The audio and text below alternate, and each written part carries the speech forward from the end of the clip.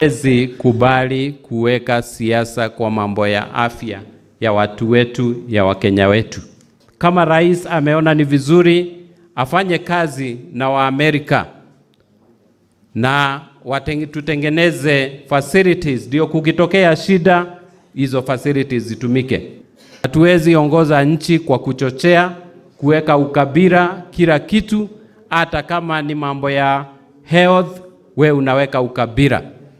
Mambo ya health ni mambo sensitive na ni mambo inataka kuangaliwa kwa njia inayofaa.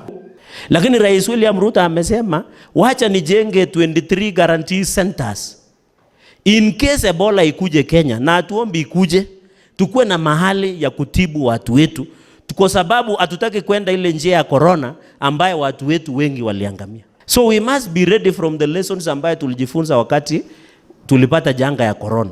Kwa hii 24 guarantee centers, Wakenya wengine hawana shida. Lakini kwa sababu kuna mtu anataka kucheza siasa, anasema ati guarantee center ilijengwa mahali ndio iangamize jamii fulani.